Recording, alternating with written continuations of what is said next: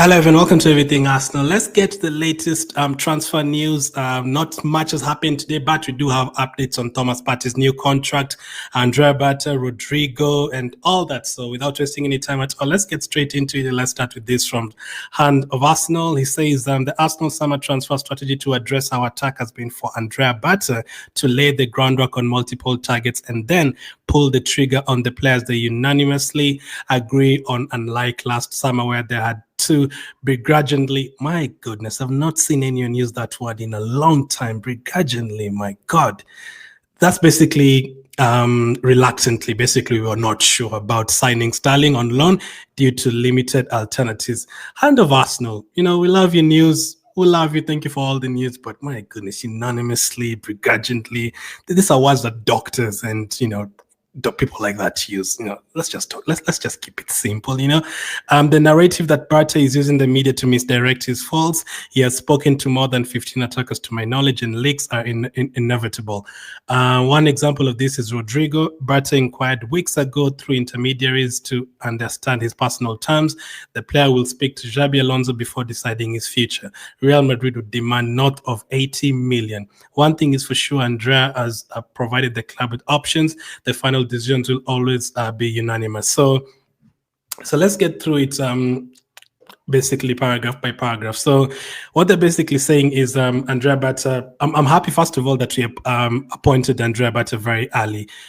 If we are going to be appointing him right now in May, it would have been a bit of a disaster because, players like Gyökeres and players like that, you have to lay down the foundation, the groundwork, because it's not just Arsenal that wants these players, Man United one team, Chelsea would one team, you never know, Liverpool might one team, teams like that will come in for him. So it all depends on how much groundwork you've done and, how much you've convinced the player to join you. So that is something that Andrea Berta has done for us for sure. Edu used to do that. I mean, he did that with players like Declan Rice, and that's one of the reasons we were able to get him. So and Arsenal says on multiple targets and then pull the trigger on the players they unanimously agree on, unlike last summer where they had to, I'm not going to use begrudgingly again, let's just use reluctantly sign Sterling on loan due to limited alternatives. So basically, he talks to a few players. They've said up to 15 attackers. You talk to about 15 attackers, get to know whether they would want to join Arsenal, and then you bring back to the rest of the board and the rest of the coaching team, including Arteta, and then you sit down and discuss. Okay, Rodrygo said he would be happy to join Arsenal. Nico Williams has also said he'd be happy to join Arsenal. Lookman doesn't want to join Arsenal, but Mbeumo is happy to join Arsenal, but he says this and this. This one wants to join, but he wants a 4-year contract. So he gets to talk to all those players, lay the groundwork on all of those players, and then come back to the rest of the team and talk about all the transfers. And then eventually one of the players is chosen by all of them. It's not just Andrea, but he will tell Arteta, okay, here is 5 players. People want that. I've seen many people saying Arteta just let Andrea Berta get the strikers and the forward players. That's never going to be the case. And it's not just Arteta and the rest of the coaching team. The rest of the board also kind of has to agree on this particular signing. So he goes and does the work, and then he brings back the names that would want to join Arsenal, and then they all decide which one they should go for. Then, because as they say here, unlike last summer where they had to reluctantly sign Sterling on loan, so there weren't too many options for us to choose. So we basically were forced to sign Sterling before the transfer window closed. And panic signings are never great, and that is even before the Sterling signing. I always go back to 2011 when he lost 8-2 to Man United. We had not, I think we had signed maybe one player. We lost 8-2 to Man United with like 1 week to go in the transfer window, and we signed 5 players with 1 week remaining. All those were panic buys. We went and signed Mertesacker. We went and signed Arteta. We went and signed, I think, Park Ji-young. We also signed, oh my goodness, will I remember all 5 of them?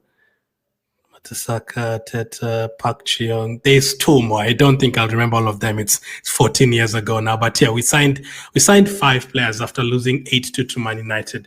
Arteta and Mertesacker usually stand out, and that is the time that I think Fabregas had left, and we panicked. We panicked a lot, and we went and signed 5 players. I think Benayoun was the other one on loan.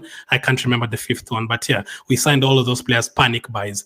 The Sterling one was a panic buy. We had not really talked about him. We didn't really know where he'd fit in our team. We were just like, oh, listen, this is a player who's played for Chelsea, Man City, Liverpool. He's played in the Premier League for a lot of years. Surely can get us at least 10 goals. He can be backup for Saka. And we were told, Arteta likes him because he worked with him at Man City. But from what we've seen this season, Arteta really doesn't treat him that much. So that was a panic buy. He goes on to say one example of this is Rodrygo. Berta inquired weeks ago through intermediaries to understand his personal terms. The player will speak to Xabi Alonso before deciding his future. Real Madrid would demand north of 80 million. So we have had discussions with Rodrygo and a few other wingers and other forward players. Now it's up to the players and to the coaching team and the players and themselves to decide whether it's a good deal for everyone. So for Rodrygo, we're talking about something above 80 million pounds. Is he worth that? Now, again, Rodrygo would be a top class signing for us. Those are the kind of statement signings that you'd sign. If you sign someone like Rafael and Rodrygo, Gyökeres, players like that are statement signings. Like, yeah, you're not messing around again. We are going to go, full throttle next season. Now, signing players like Watkins and players like Semenyo, very good players, but I don't think like teams across Europe will look at you like, oh my goodness, Arsenal have signed Semenyo. This is crazy. Semenyo is a very good player, but you know what I mean? Teams will not look at you like that. But if you went and signed Rodrygo and Vinicius, people will be like, oh, these guys have signed these top players from Real Madrid, these top players from Bayern Munich, players that have achieved a lot in their careers. It's like signing Messi or Neymar back in the day. Top class players. And 85 million, I think is worth around that. But for me, I wanted to spend most of the money on a striker. But if we have enough to buy both Gyökeres and Rodrygo, even all the fans will be excited going into next season for sure. One thing is for sure, Andrea has provided the club with options. The final decisions will always be unanimous. So that's the point. So we have different options from Andrea, but that's the positives of having a new director who has more connections and more attacking players who we can discuss, because that has now given us options. I don't know whether when we had Edu and Eto, we didn't really have too many connections in terms of getting these top strikers, but Andrea Berta has. So he's basically given us options. His work is to go and talk to these players, to the agents, and come back with the names and tell us to listen. The 6-7 players I have on the list who can join us. Now let's discuss which one we should go for. So that's what Hand of Arsenal basically says, or Hand of Arsenal basically says. Let's go to the next one. Let's talk about Bryan Mbeumo. Arsenal have an active interest in signing Bryan Mbeumo this summer, according to Give Me Sport. We talked about that on yesterday, but we didn't talk about the figure that he would cost. So he's valued at around 60 million pounds. Now, all the players have been linked to the wingers. Nico Williams would cost around 55 to 60. Mbeumo is 60. Lookman would be around 60 or 70. Rodrygo, as we've said, more than 80. And then there's others who would cost between 50 and 60. So all of those players are going to be very expensive. So I don't think it's possible to get like two of them. And you haven't even spoken about players like Rafael who are going to cost you 90 or something million this season. So all of those players are very expensive. And there's other wingers who haven't been linked that, I wouldn't mind having at Arsenal. Players like Mitoma, very good players. But I want us to go for a game changer, players like Rodrygo, players like Lookman. So Mbeumo would cost you 60 million. Now, he wouldn't really play on the right side. He wouldn't really play on the right side because you already have Saka on that side. So where would he play? Would he be a backup for Saka? Would he really want to be a backup? Or would he want to start games? There's been talks about him potentially playing as a false nine, but that is an idea I would have entertained last season, but not really this season. Now I just wanted like a top striker, someone who's going to finish the chances that we have. Top striker, and Gyökeres is the guy for me. Now, if you sign Gyökeres and then you sign Mbeumo, who can play right wing and can also play the center forward when Gyökeres needs a rest, then that is fine. You have different ideas, because that is something I wanted to have next season. Different ideas, different subs. This thing about taking out Trossard, bringing in Martinelli, taking out Lewis Kelly, bringing in Calafiori, taking out Jorginho, bringing in Partey, taking out Saka, bringing in Nwaneri. Like those like-for-like subs every single game, no matter the score, whether we are losing, whether we are winning.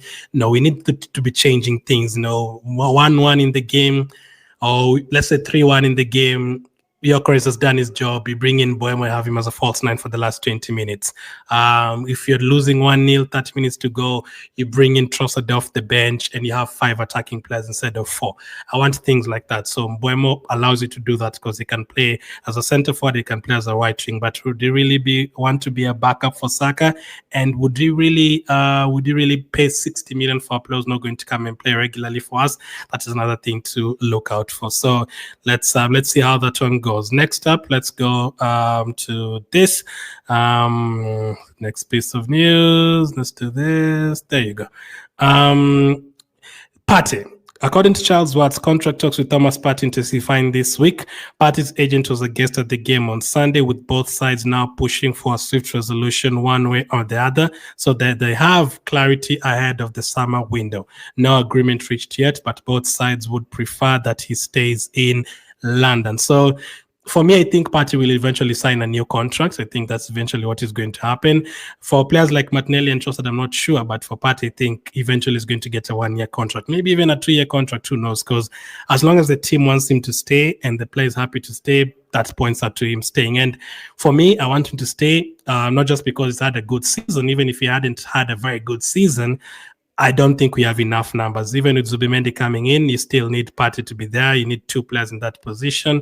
That allows Rice to play more as a forward player. That allows Merino to play more as a forward player, allows us more options at an attack. And then if things get really bad with injuries and suspensions, you still have Merino and Rice who can play in the number 6 position, also depending on how the game goes. So it's looking like Partey will end up staying at Arsenal, but let's see. The contract is about to expire. This one is only 4 or 5 days remaining for us before we finish our season. So as I said, they want clarity before it's they don't want to wait for too long. They want clarity as soon as possible so that they know whether Partey is going to be here or not. Should he be going for another midfielder? Should Partey be start looking for other teams? But I think he's eventually going to stay. So that's the latest on Thomas Partey. One midfielder is definitely going to leave is Jorginho. Arsenal have given permission for Jorginho to play in the FIFA Club World Cup with Flamengo this summer, according to Fabrizio Romano. So Jorginho is on his way out. The time he leaves, we'll talk more about him. And then lastly, Julian Timber is understood to have been playing through pain barrier for the past few months to help us in the Champions League run. So he's been playing through injury, just like Ben White last season, and that makes me appreciate these players even more. Players like Ben White and Timber, they've had injuries, but they've been playing through it. They've been struggling through the injuries, just to help us, because if Timber wasn't there, what would you have done against Real Madrid and teams like that, against PSG at right back? Because we just didn't have anyone else who could play there, because even the option of having Calafia at right back, Calafia has been injured. So we were very short in terms of numbers, but Timber really helped us. And this is a player who's coming back from an ACL injury. So I had the surgeries are minor surgeries, so hopefully that is not too serious, maybe a month or something, and then he'll be fit for the preseason, because we really need a fit Timber next season. We really need a fit Ben White next season, just to help us compete for all the titles we want to compete for. So that's the latest. That's all the latest in terms of the transfer news, the contract situation, and Andrea Berta's plans with Arteta, and also the injury news. As of now, thank you for watching, and I'll catch up with you guys on the next one.